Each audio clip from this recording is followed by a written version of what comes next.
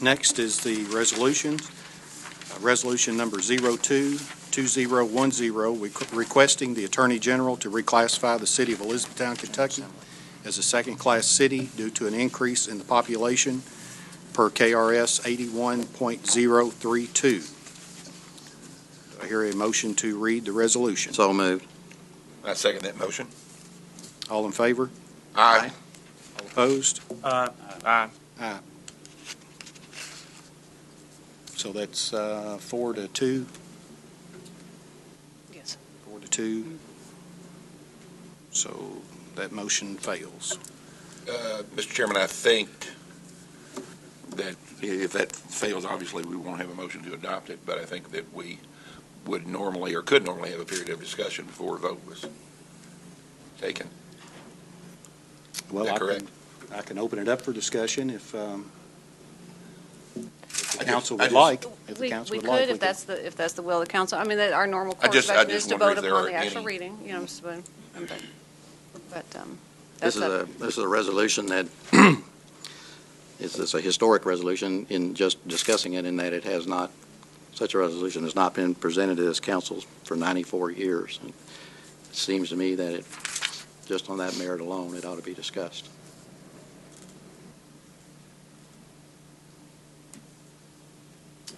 Any other discussion?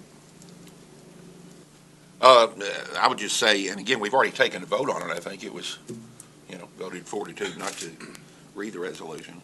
I would just simply say that my position on reclassification is not certainly a personal one. My position has not changed since a year and a half ago when I made the motion initially to reclassify the city of Elizabethtown. It has been thoroughly discussed and rediscussed and cussed. And everything else that you can think about. And I guess the best scenario that I can think of as in support of reclassification is that obviously we're not going to be arrested if we don't reclassify. Whether we've broken the law is somebody's interpretation. It kind of reminds me, I guess, of the young lad who turns 13 and he goes to purchase a movie theater ticket. The theater says that if you're under the age of 13, you get in for $1. If you're a teenager, 13 and over, then the cost goes up, excuse me, to $4. The scenario being, obviously, that young man has to make a decision. He makes a decision that he's going to continue to say, I'm 12, and he's going to get in for the lower price. He's not going to be arrested. It's a matter of conscience with him, and he goes home and tells his parents, they said, well, it cost you more this time. And he said, no, it didn't cost me more because I said I'm only 12 years old, even though he had turned 13. The father commended him, for saving the money, and the mother said, that's a matter of conscience. That's not the right thing to do. And I think the same scenario is true here. Whether we're breaking the law or not is a matter of interpretation. I think it's a matter of conscience as to how we view, are we a second-class city? Again, I have been consistent in my voting. I certainly respect everybody's opinion on this, and this may resolve the issue, and I realize it's already been voted on. There's only one prevailing city classification system per the Secretary of State in this state. And that classification system says a city of our size is a second-class city. So what we're doing tonight, by not discussing this motion, is repeating the same mistakes that all the past city councils have made in not recognizing our Constitution, not recognizing its only and prevailing population-based city classification system, and not at least allowing a debate on this. There is a law on the book for reclassifying. 25 cities have reclassified since 1994, since 1996. So there's probably a couple more, but at least from 96, 25 cities have reclassified using that same classification system, using the same resolution that we were not allowed to even debate. We all know why this city doesn't want to reclassify. And we all know that an incorrect classification was taken advantage of. And our people, every one of our people, are paying for that deception. Tonight's debate was going to be about the truth and deception. And we have chosen deception. We have so chosen to continue deception. and at great cost to our citizens. We are robbing them of mayoral term limits. We're robbing them of primary elections for city council members to help narrow down the number of council members that can vote they have to vote on in a general election. We're robbing them of the ability to establish a business development authority that could be turned into a downtown redevelopment authority that could have the actual power to issue bonds if things were worked out to make that possible. Fourth-class cities are not allowed to do that. Fourth-class cities are not allowed to have mayor term limits. Fourth-class cities are not allowed to have primaries for city council members. The hours for policemen are limited to 8 hours a day, 5 days a week, or 10 hours a day for 4 days a week, except in the event of emergency in a second-class city. And every member of the police department would have to get at least 15 working days of annual leave with full pay. We can do things here in this city, but we're not required to, so we can remove them. But under second-class city, that is the law.